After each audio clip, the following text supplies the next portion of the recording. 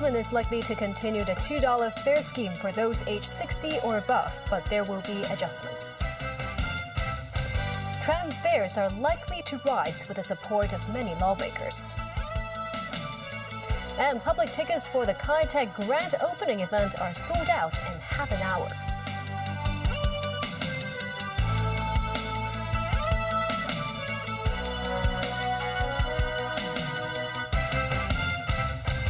Good evening and thank you for joining us.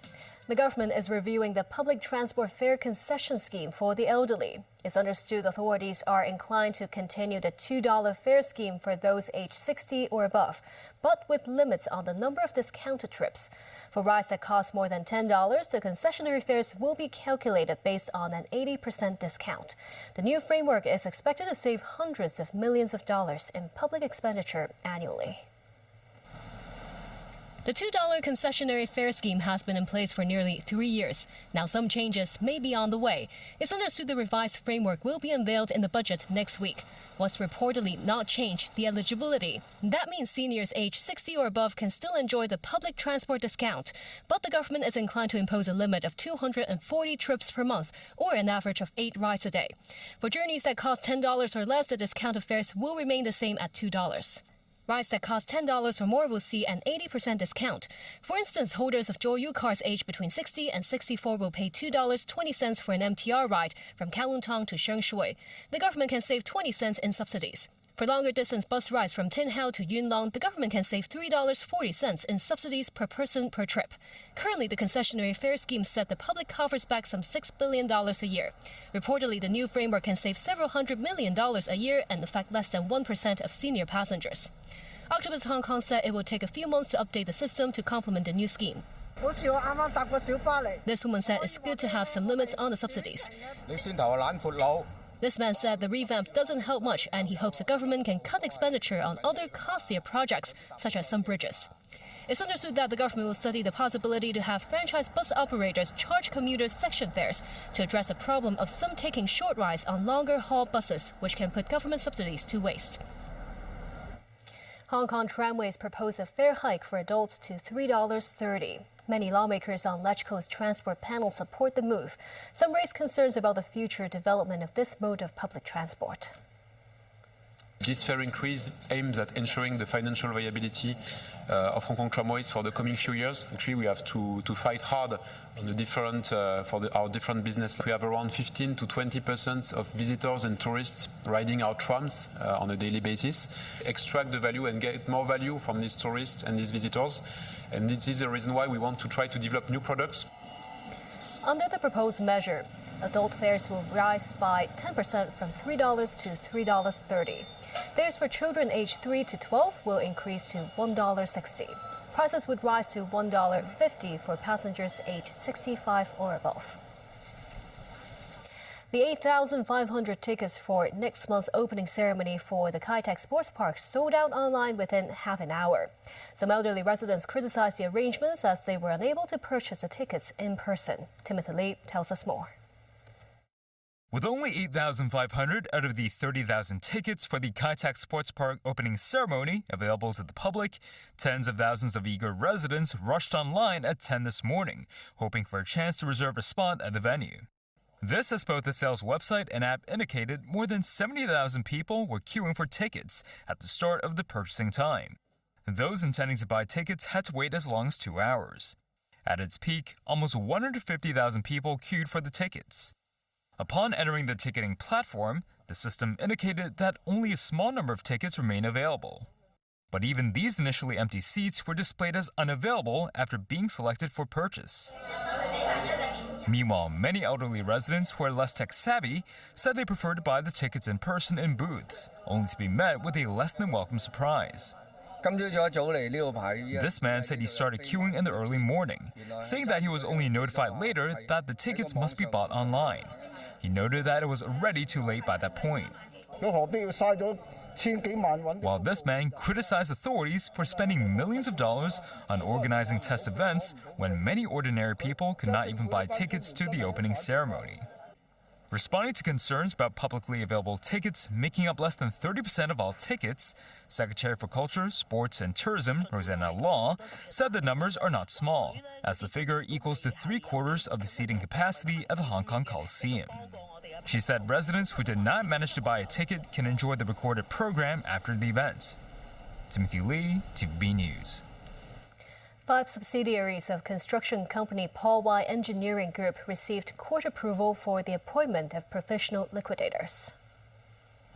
The government said market rumors and media reports have been circulating for some time about the financial difficulties and layoffs at Paul Y, and the government has been closely monitoring the situation and making preparations. It said Paul Y subsidiaries were undertaking 13 government public works contracts. 12 of them involved joint ventures between Paul Y and other contractors. So whether Paul Y is liquidated or not, the other party to the joint venture must complete the remaining works. The Development Bureau said the other contractors should have the capacity to complete the works. The projects undertaken by Paul Y alone has also entered the final stretch of construction. In case Paul Y eventually winds up, the contractor taking over the project will try to allow existing subcontractors and workers to continue working on the project. Media reports said that Peter Wilson, the son of Hong Kong's former colonial governor David Wilson, has been appointed the British ambassador to China. He will succeed Caroline Wilson in the next few months. Britain's Foreign Office declined to comment. Peter Wilson speaks Mandarin and lived in Hong Kong with his father between 1987 and 1992. He previously worked at the British Embassy in Beijing as a political counselor from 2007 to 2010 and as a more junior diplomat from 1995 to 1998. Peter Wilson also served as the British ambassador to the Netherlands and Brazil. Foreign Minister Wang Yi is attending the Group of 20 meeting in South Africa. He said dialogue is better than confrontation when talking about the crisis in Ukraine. Danny Zhou reports. Top G20 diplomats attended the 2-day gathering in Johannesburg under the shadow of trade tensions and geopolitical rifts. South Africa is holding the rotating presidency of G20 this year, the first time for an African country. In his opening speech, South African President Cyril Ramaphosa sounded the alarm about the group's deepening divisions and called for cooperation. He emphasized multilateralism and international law are key to solving world crises. Geopolitical tensions and rising intolerance, conflict and war, climate change, pandemics and energy and food insecurity do threaten an already fragile global coexistence. These challenges are interconnected. They require responses that are inclusive and responses that should be well coordinated. The U.S. was represented by its acting ambassador to South Africa, Dana Brown, because Secretary of State Marco Rubio skipped the meeting as a form of boycott to some South African policies labeled as anti-American by the Trump administration.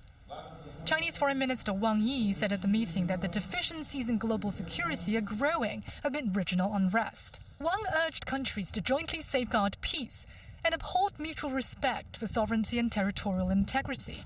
Wang said disputes should be resolved peacefully via dialogue, and political solutions are needed for the international and regional hotspots. He added that the security of one country cannot be guaranteed at the expense of the security of others, and due weight should be given to the reasonable security concerns by any country.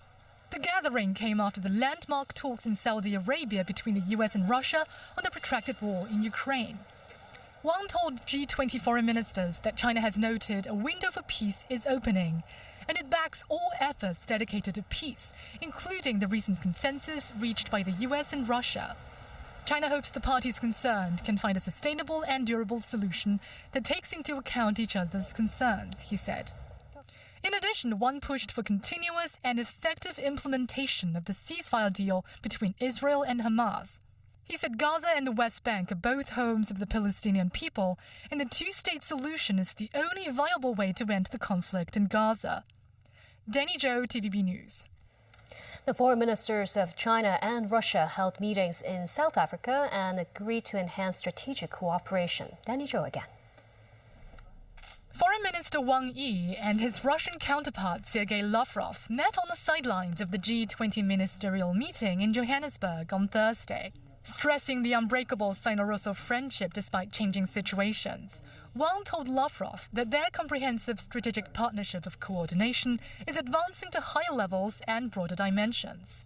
Wang said the two countries maintained close and effective strategic coordination while making progress in their mutually beneficial cooperation. Wang also said the 80th anniversary of the victory of the World Anti-Fascist War should be marked by commemorations using the correct vision of history. He said China and Russia should firmly safeguard the international system centered around the United Nations, safeguard the legitimate rights of the global South, and promote equal and orderly world multipolarization. Russian Foreign Minister Sergei Lavrov expressed his country's willingness to increase high-level visits and deepen cooperation in economy and trade, finance, as well as cultural and people-to-people exchanges. And still ahead, cracks in relations between Ukraine and the U.S. as joint press conference is cancelled. United Nations not happy with the way bodies are treated by Hamas.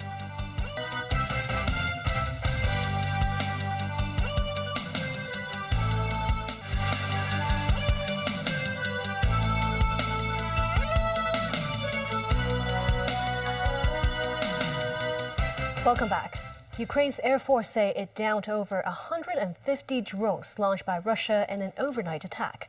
Moves to end the war have stalled despite a diplomatic push by the U.S. Their envoy to Ukraine met with President Zelensky, but details of the conversations are sketchy after a briefing was cancelled. David Garrett reports. President Trump says his main goal is to bring the Ukraine war to an end, but the fighting is far from over. Ukrainian air defences intercept a drone above the skies of Kiev, one of more than 150 said to have been sent by Russia. Mobile phone footage shows the sky lighting up. Explosions are heard. Volodymyr Zelensky welcoming Keith Kellogg, but we did not immediately hear details. Trump's envoy to Ukraine and the president cancelled a scheduled news conference following these talks. It was called off at the request of the American side. Journalists gathered but had to make do with these meet and greet shots. Zelensky did speak to Ukrainians in his nightly address. Zelensky says he told Kellogg that Ukraine needs strong agreements with the United States. Zelensky continues, "We discussed the front line, the necessity of a reliable and clear system of security guarantees, one that ensures this war will never return." It is now tense between Kiev and Washington. President Trump is obviously very frustrated right now with President Zelensky. The fact that he hasn't come to the table, that he hasn't been willing to take this opportunity that we have offered. I think he eventually will get to that point, and I hope so very quickly.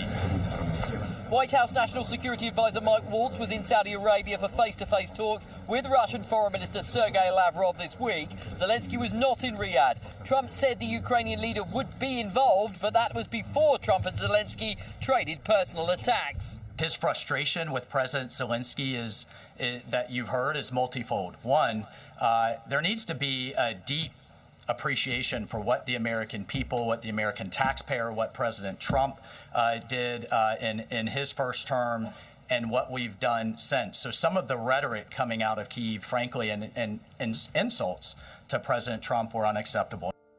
After a busy week of diplomacy, reflection may be needed. Zelensky and his wife, Elena Zelenska, marked the deaths of 108 anti-Russian protesters killed in a police crackdown in February 2014. The country has been at war with Putin's Russia for 3 years. Zelensky says more than 46,000 soldiers have died. David Garrett, TVB News. The United Nations has denounced a cruel parading of Israeli hostages' bodies as they were released from Gaza on Thursday. Tracy Furness has more. Israelis gathered in Tel Aviv Square Thursday night following the release of the bodies of several hostages by Hamas. Over 70 hostages still remain in Gaza, around half thought to be dead. People in the square lit candles, and this man held a banner that read, "Until the last hostage." Today we received 4 bodies of 4 hostages who were kidnapped alive, who were supposed to be returned alive. Unfortunately, returned dead.